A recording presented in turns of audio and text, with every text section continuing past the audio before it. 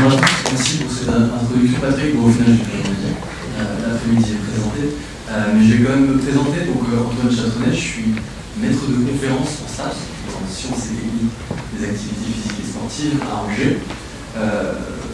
Dans ce métier-là, je fais également de la recherche et mon sujet d'expertise, c'est vraiment la compréhension du fonctionnement musculaire à l'effort de patients qui ont des maladies rénales.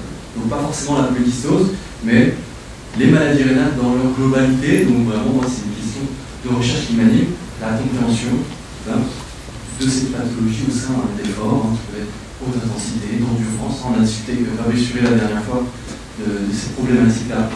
Donc c'est des questions de recherche qui sont extrêmement importantes pour la qualité de vie également. Donc ça, c'est ma casquette universitaire. J'ai une deuxième casquette qui est au sein d'une association qui est la Société française des professionnels en activité physique adaptée, donc la SFPAPA. C'est une association nationale qui vise à représenter un métier, qui est le métier d'enseignant en APA. Enseignant en APA, c'est quoi? C'est des professionnels qui accompagnent des patients, des bénéficiaires, n'importe qui souhaite faire de l'activité physique, reprendre de l'activité physique ou se mettre à l'activité physique, mais qui ne possède pas les moyens d'un point de vue organisationnel, etc. L'enseignant APA va vous aider donc à remettre le pied à l'étrier au niveau de l'activité physique. Donc c'est une association qui maille le territoire avec des responsables de région, dont Erwan Defer, que je vais introduire juste après pour la première présentation, et puis on a également des commissions de spécialistes. Commission de spécialistes en néphrologie, donc là je suis devant vous et c'est pour ça que je tiens ce micro. Il y a également des commissions de spécialistes dans d'autres pathologies, le cancer, la neuro, etc. Donc, je ne vais pas parler trop longtemps, je vous remercie pour votre accueil, et puis on va passer donc à la première présentation. Erwan Defer, enseignant APA, coordinateur, donc il présentera son métier également, et qui va nous parler de l'activité physique adaptée à REDIF.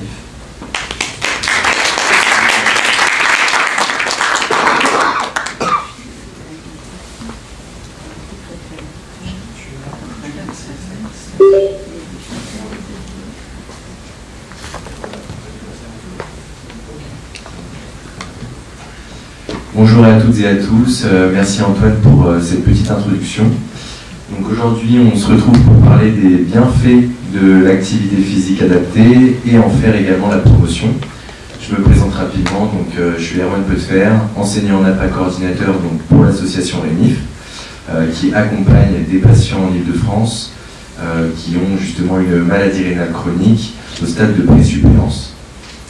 Je suis également le responsable Île-de-France de la SFPAPA et je coordonne une maison sport santé dans l'Est parisien, donc à Vincennes. Et on aura l'occasion justement de revenir sur ce type de structure qui fait partie d'un dispositif national.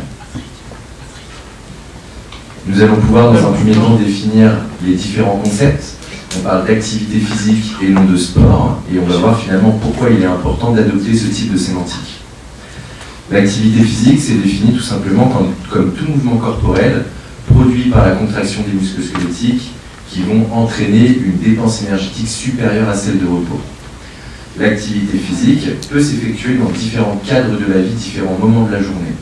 On va avoir les activités professionnelles, les activités domestiques, donc les tâches ménagères, faire le ménage, jardiner, bricoler. Lors des déplacements, on parle beaucoup de mobilité active notamment, se déplacer à pied, utiliser le vélo. Et puis lors des activités de loisirs ou activités sportives. On a un compendium, le compendium de Ainsworth en 2011, qui permet tout simplement de répertorier différents types d'activités physiques. On a donc l'activité physique qui va englober les exercices, c'est ce que l'on fait notamment dans le cadre de l'activité physique adaptée. On utilise des logiques internes de sport à finalité de réadaptation, à finalité de prévention, mais on peut également utiliser des exercices. Et enfin, le sport. Donc l'exercice et le sport sont englobés dans les activités physiques. On va maintenant pouvoir faire la distinction entre l'inactivité physique et la sédentarité, qui sont finalement deux comportements néfastes en lien avec la santé. On a d'un côté l'inactivité physique qui correspond au fait de ne pas respecter les recommandations d'activité physique que l'on va voir par la suite, et la sédentarité qui est tout simplement le fait de rester en position assise ou allongée, comme on l'est actuellement, comme vous l'êtes actuellement, qui va entraîner du coup une dépense énergétique qui est proche de celle de repos. Ce qu'il faut bien comprendre, c'est que ce sont deux comportements distincts. L'inactivité physique et la sédentarité couplées forment finalement le comportement le plus à risque. Et l'idée serait donc d'être le plus actif possible et le moins sédentaire pour avoir des comportements favorables sur sa santé. On parle donc bien de deux comportements distincts. On peut être d'un côté très sédentaire et peu actif physiquement et avoir des risques sur sa santé, et à l'inverse, être plutôt très actif mais avoir un travail de bureautique, et donc être assis toute la journée, et avoir également des risques sur sa santé. L'un ne va pas contrebalancer l'autre. Voilà une petite reprise des différentes définitions de ces deux comportements. On parle d'activité physique de manière générale, on a parlé de sport, on a parlé d'activité quotidienne, mais finalement, qu'est-ce que l'activité physique adaptée? Donc Antoine a commencé à introduire un petit peu ce concept. Donc l'activité physique adaptée, dans un premier temps, ça s'adresse à des personnes qui vont avoir des besoins spécifiques de santé, du fait d'une maladie chronique, d'une affection de longue durée, d'une situation de handicap, de la présence de facteurs de risque ou alors d'une perte d'autonomie, d'une avancée en âge, par exemple. L'idée, c'est vraiment d'accompagner le bénéficiaire, le patient, l'usager, en fonction de ses besoins, ses attentes, ses envies, mais surtout ses capacités. Et pour ce faire, l'enseignant en APA, sur le terrain, va pouvoir mettre en place, va pouvoir mettre en œuvre un bilan initial. Bilan au cours duquel on va effectuer un entretien motivationnel, des tests de conditions physiques, pour pouvoir concevoir par la suite un accompagnement adapté. On accompagne donc les bénéficiaires, on les suit, et puis on va pouvoir justement les évaluer, et donc à travers une vision plutôt holistique dans leur dimension biopsychosociale. L'objectif de la pratique de l'activité physique, c'est donc à des fins de réadaptation, ça peut être à des fins d'éducation, pour aller vers un changement de comportement durable, intégrer l'activité physique dans son quotidien, la pratiquer de manière pérenne, et puis ça peut être également à des fins de prévention, donc prévention primaire, avant l'apparition de facteurs de risque et de maladie, et puis lorsque la maladie est installée, pour éviter justement l'évolution, donc en prévention secondaire et tertiaire. Et enfin, en lien justement avec une promotion de la santé dans le cadre de la santé publique. Quels sont les bienfaits de l'activité physique, de la pratique de l'activité physique? Dans un premier temps, on va aborder les bienfaits pour la population générale, et après on va aller sur du plus spécifique pour les personnes qui sont atteintes justement d'une maladie rénale chronique. Donc les bienfaits, on les retrouve notamment dans deux rapports d'expertise qui ont été faits par l'INSERM, un premier en 2008 qui parle finalement des effets sur la santé de manière générale, et un second en 2019 qui rapporte plutôt des études, ou en tout cas des résultats d'études en lien avec les maladies chroniques. On sait que l'activité physique, pratiquée régulièrement à une intensité modérée, on reviendra là-dessus par la suite, on définira ce qu'est une intensité modérée, va permettre d'améliorer, c'est un déterminant majeur de l'état de santé des individus, et ce, quel que soit l'âge de la personne. Ça va permettre également de diminuer la mortalité et d'augmenter la qualité de vie.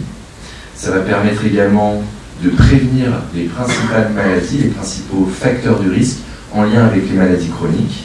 Donc là, on est plutôt en prévention primaire. Et puis, ça va permettre également d'être utilisé comme un traitement. L'activité physique, depuis 2011, a été considérée comme une thérapeutique non médicamenteuse par la Haute Autorité de Santé. On parle actuellement, je ne sais pas si vous suivez un petit peu le projet de loi de financement de la sécurité sociale, d'un éventuel remboursement de l'activité physique adaptée. Et on aura l'occasion de revenir là-dessus tout à l'heure également, avec des ressources en Ile-de-France qui existent en lien avec tout ça. Ça permet de maintenir le poids corporel chez l'adulte.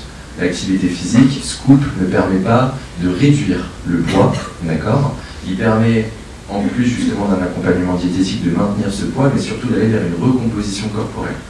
On a donc une diminution de la masse grasse, notamment viscérale, qui va avoir une implication en lien avec les maladies métaboliques, et une augmentation de la masse musculaire. Ça permet également d'améliorer l'état de santé, donc on parle de santé mentale. L'activité physique est le traitement de première intention dans le cas de dépression mineure à modérée, devant les antidépresseurs.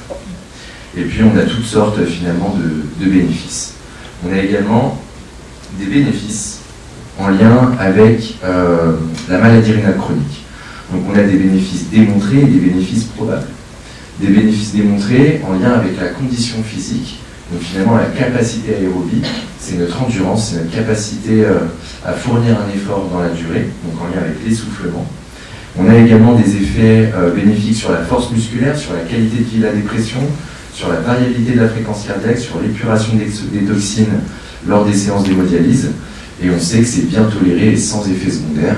Et pour le coup, il y a peu de médicaments qui sont sans effet secondaire, donc autant en profiter.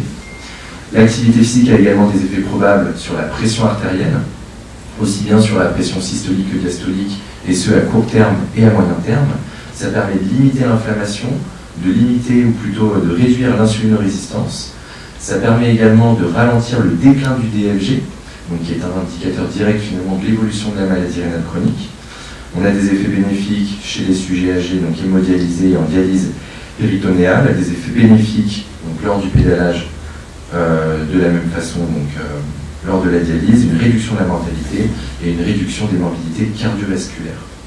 Donc finalement, let's go pour pratiquer l'activité physique. Quelles sont les recommandations? Donc en effet, on doit pratiquer, mais à quelle intensité, quel volume, quelle quantité? On a des recommandations qui ont été dictées par l'Organisation mondiale de la santé en 2020 et qui ont été reprises par l'ANSES. Donc, elles avaient été dans un premier temps édictées en 2010, elles ont été mises à jour et elles ont été reprises par l'ANSES en 2016. Donc l'idée serait de pratiquer une activité physique d'intensité modérée et ce 150 minutes dans la semaine. Donc on parle d'intensité modérée mais pour un exercice aérobie. Donc c'est donc de l'endurance cardio-respiratoire. Il faudrait être légèrement essoufflé 150 minutes dans la semaine. Donc on peut fractionner ce volume total en 3 à 5 fois par semaine, donc 3 fois 50 minutes, 5 fois 30 minutes. L'idée en tout cas c'est de ne pas rester inactif plus de 2 jours consécutifs. On peut pratiquer cette activité physique, on l'a vu, hein, l'activité physique c'est les activités quotidiennes, les activités de loisirs, les activités à domicile. On peut donc accumuler différents types d'activités physiques et on n'a pas besoin de les faire par tranche de 10 minutes par exemple, comme ça avait été préconisé en 2010. On sait aujourd'hui que l'activité physique est bénéfique dès la première minute. Donc finalement, une montée d'escalier où à la fin on est déjà essoufflé, et bien ça c'est bénéfique. On a quelques exemples. Des exemples en lien avec l'intensité modérée et l'intensité élevée. On a l'essoufflement, donc un essoufflement modéré, on l'a vu. Finalement, comment on peut se rendre compte que l'on est moyennement essoufflé? En conversant. Un exercice qui est plutôt simple à mettre en place, c'est appeler un proche au téléphone, marcher, faire une activité, et on va vite se rendre compte finalement qu'on est légèrement essoufflé. Et donc là, ça va permettre finalement de quantifier, pourquoi pas, ce niveau d'activité physique. On a également d'autres outils donc, que l'on utilise sur le terrain qui peuvent être subjectifs à travers une perception de l'effort, des échelles visuelles analogiques, ou alors tout simplement des données objectives avec la fréquence cardiaque. On a des activités qui correspondent à ça, ce ne sont que des exemples. La marche, entre 5 et 6,5 km/h, la montée d'escalier à vitesse lente, et puis dans le cas des activités de loisirs, la nage ou le vélo à 15 km/h. Encore une fois, ce ne sont que des exemples. L'idée, c'est plutôt de prendre une activité physique dans laquelle on prend du plaisir. D'accord ? Ça va nous permettre d'adhérer au maximum à cette activité et de la pratiquer régulièrement et de façon pérenne. Et on a également d'autres exemples en lien avec les activités vigoureuses. Oui. On a des recommandations secondaires, mais qui sont aussi importantes, notamment en lien avec le renforcement musculaire. L'idée serait de pratiquer des exercices qui sollicitent les principaux groupes musculaires, et ce, 1 à 2 fois par semaine. On effectuerait 8 à 10 exercices, 2 à 3 séries de 10 à 15 répétitions. Il est important d'adapter aux caractéristiques individuelles, et donc je dirais finalement d'être accompagné un maximum, et on va voir quel professionnel, à quel moment peut intervenir dans le cadre de cet accompagnement. Et on a également des exercices d'assouplissement et mobilité articulaire. Ces deux composantes peuvent être regroupées sur la même session, et on a finalement des exercices pareils dans la vie quotidienne qui nous permettent de solliciter ces composantes de la condition physique. La montée ou la descente d'escalier, qui vont permettre notamment de solliciter les membres inférieurs, les cuisses principalement, le port de charge lourde. Et on a des exercices volontaires avec l'utilisation du poids de corps. On peut tout simplement se relever et se rasseoir de la chaise, on va solliciter nos membres inférieurs.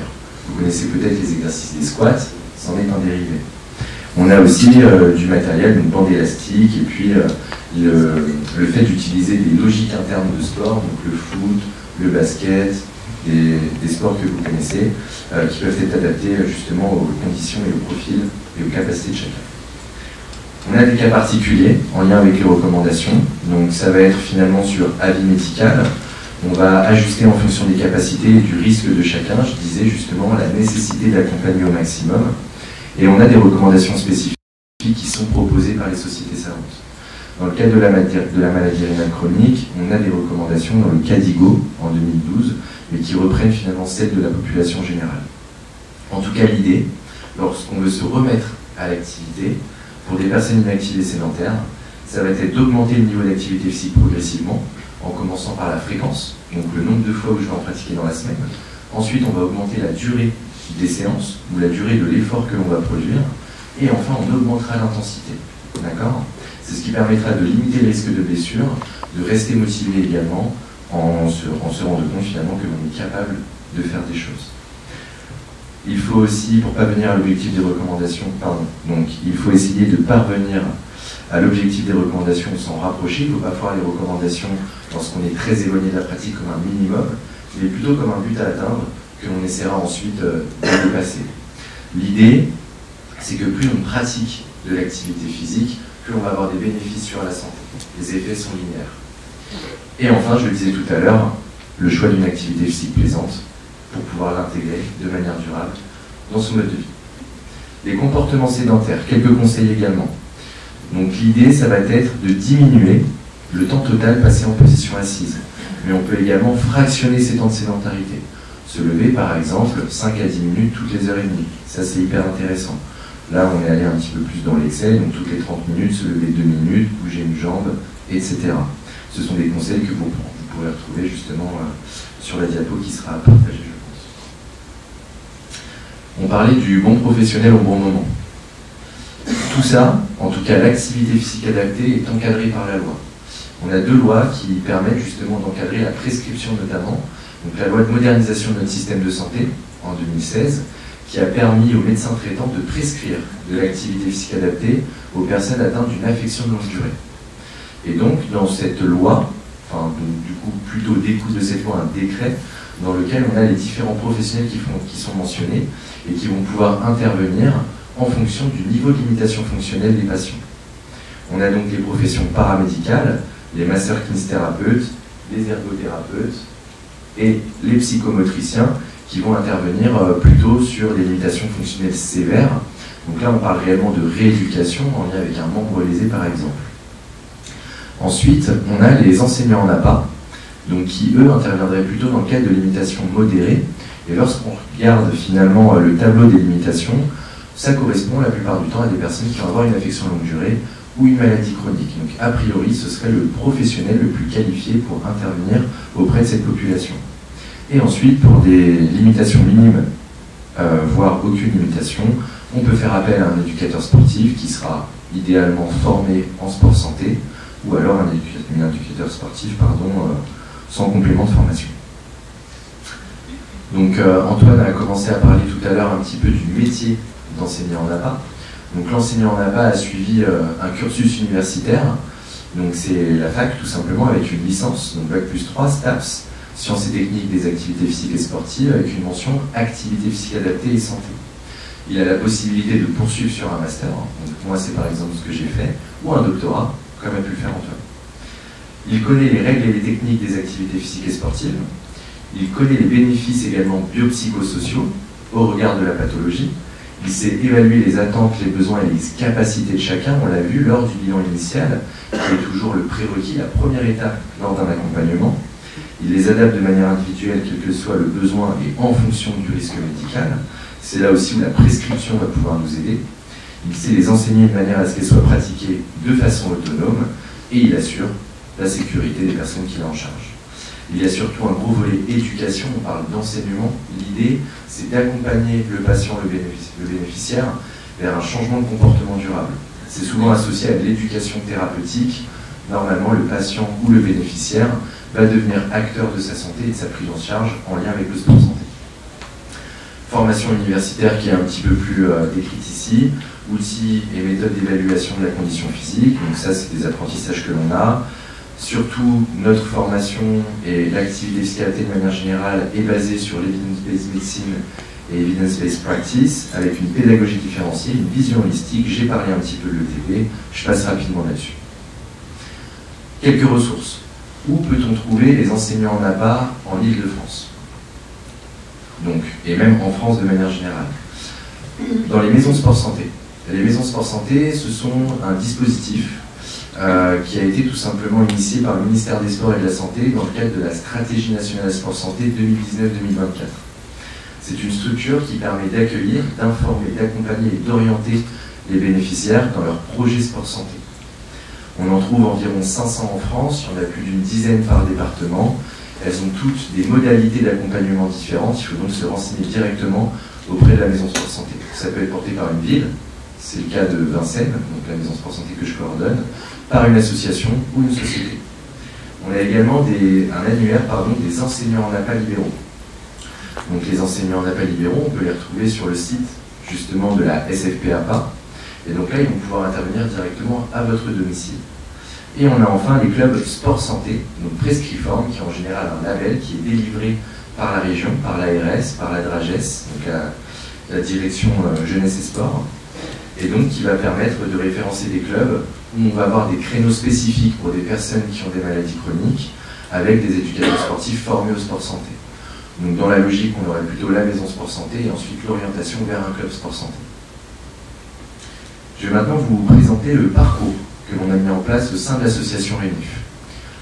Donc je vous ai parlé rapidement de Rénif tout à l'heure, et je vais commencer par les ateliers de promotion de l'activité physique.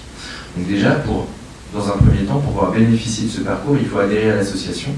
Suite à cette adhésion, il y a un diagnostic éducatif qui est fait, donc un bilan éducatif partagé, au cours duquel on a une évaluation de l'activité physique et de la sédentarité, avec un questionnaire validé scientifiquement. Ça nous permet tout simplement de connaître votre niveau d'activité physique et de pouvoir vous orienter sur tel ou tel parcours. Donc, on en revient à nos ateliers de promotion de l'activité physique, qui sont des ateliers d'éducation thérapeutique du patient. On a deux thématiques.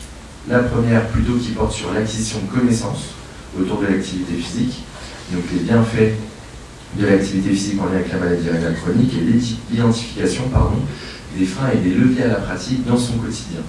Et ensuite, on a une programmation de son activité physique régulière, et ce, en sécurité. Donc là, on est plutôt sur l'acquisition de compétences. On met en place un semainier, on regarde vos impératifs, et l'idée, c'est tout simplement d'intégrer l'activité physique dans votre quotidien, et ce, de manière pérenne.